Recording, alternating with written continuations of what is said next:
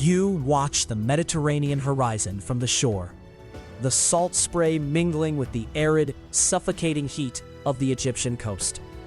It is the second year of your reign, and a looming threat materializes on the water.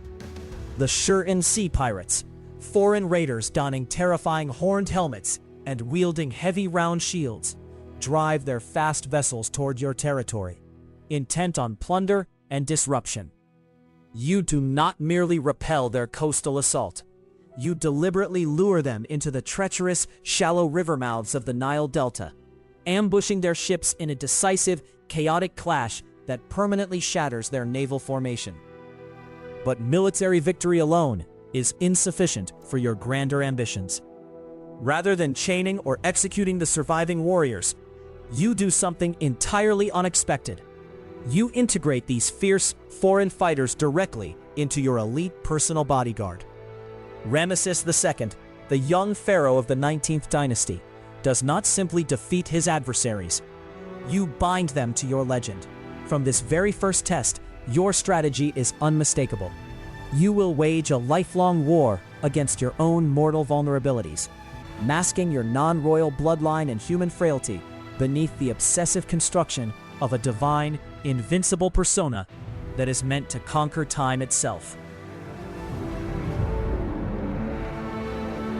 This relentless drive to project godhood stems from a quiet, closely guarded insecurity regarding your own legitimacy.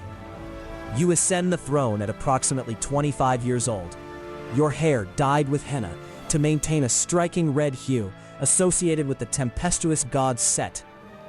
Yet, you do not carry the ancient sacred blood of the old royals. Your family hails from the eastern Nile Delta, a lineage of commoner military commanders who were elevated to supreme power only a single generation prior. The powerful Amun priesthood at Thebes watches you with condescending silent scrutiny, acutely aware that beneath the gold, lapis lazuli, and royal titles, you are merely a soldier's grandson playing at divinity. To neutralize this judgment and bypass the clerics entirely, you rewrite your own reality.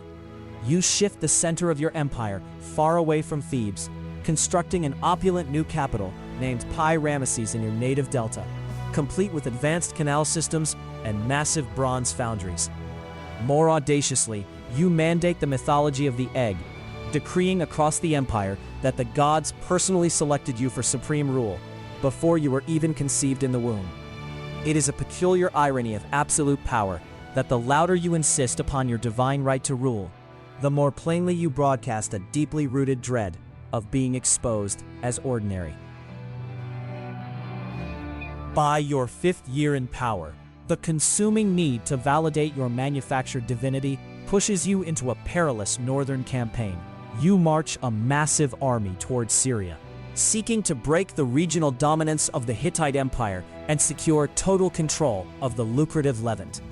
Supremely confident in your own myth of invincibility, you push your personal division miles ahead of your supporting troops, marching directly into a brilliantly orchestrated deception engineered by the Hittite king Mortality II near the fortified city of Kadesh. Suddenly, thousands of heavy Hittite chariots erupt from their concealed positions behind the city walls, violently smashing into your unprepared ranks. Your forces scatter in sheer terror. You find yourself utterly isolated in a vortex of choking dust and blood, abandoned by your own fleeing soldiers, facing imminent annihilation. In this desperate, suffocating moment, the fragile mortal man and the towering divine myth violently collide. Stripped of all protection, you rally your chariot driver and charge directly into the overwhelming Hittite line.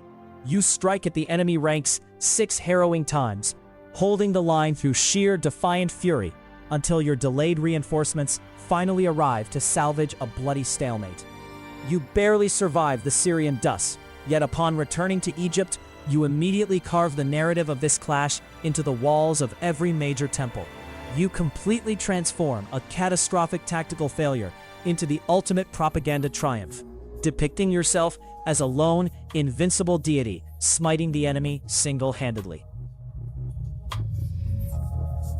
16 years later, The sheer exhaustion of endless military dominance forces a harsh encounter with geopolitical reality. In your 21st year on the throne, the shadow of a new, ferocious power rises rapidly in the east, the Assyrian Empire. Recognizing that fighting a perpetual war on multiple fronts will eventually drain your resources and endanger the homeland, you finally halt the aggressive posturing that defined your early reign. You reach an unprecedented, pragmatic agreement with your old Hittite adversaries, creating the world's first recorded peace treaty. This pact, meticulously etched onto silver tablets and replicated in clay for the diplomatic archives, establishes mutual defense protocols, formalized territorial borders, and explicit extradition clauses for political fugitives. We often define legendary rulers by the sheer volume of their aggressive conquests, yet it is this reluctant, unglamorous concession to diplomacy that actually preserves a kingdom from collapse. You trade the bronze sword for the diplomatic stylus, securing the regional stability necessary to fund an unprecedented architectural renaissance back home. With your borders secure and your military legacy codified, your obsession with eternal memory manifests entirely in stone. You order the construction of colossal statuary, including a staggering 1,000-ton granite colossus at the Ramesseum. Deep in the southern territory of Nubia, you commission the breathtaking rock-cut temples of Abu Simbel, engineering the main sanctuary with astonishing astronomical precision.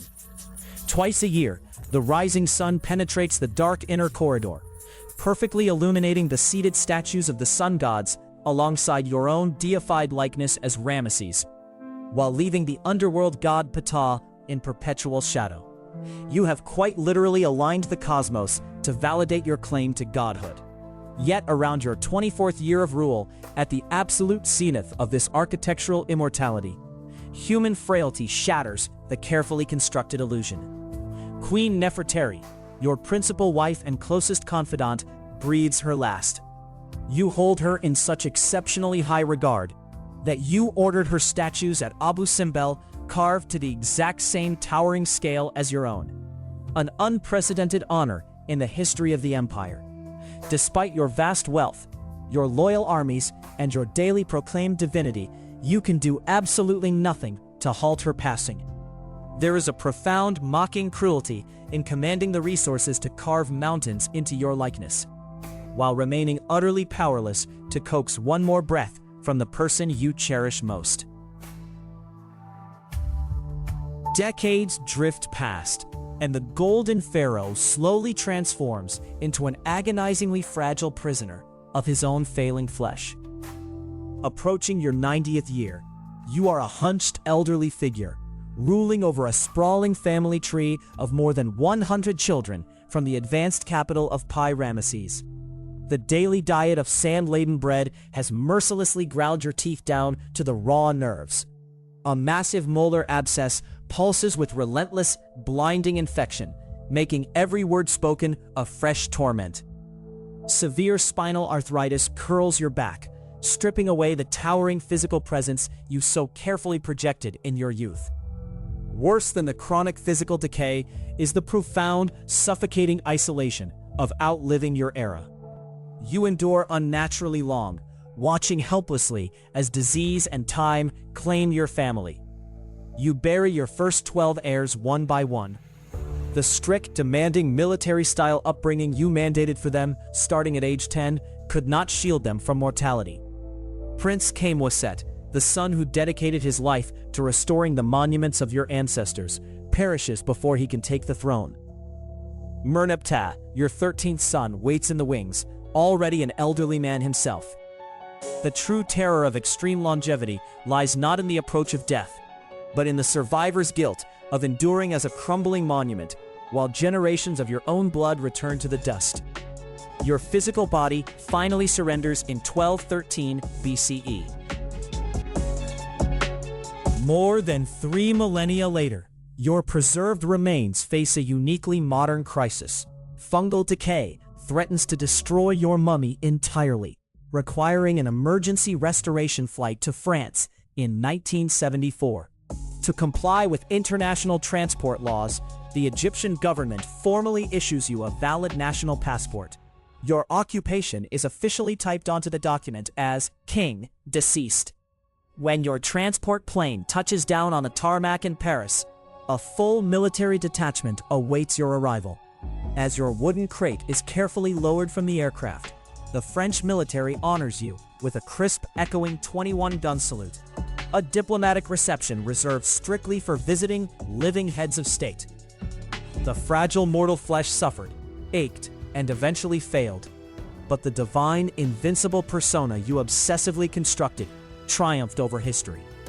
You waged a lifelong, desperate war against your own human limitations, ultimately forcing the modern world to stand at attention and bow to an ancient king.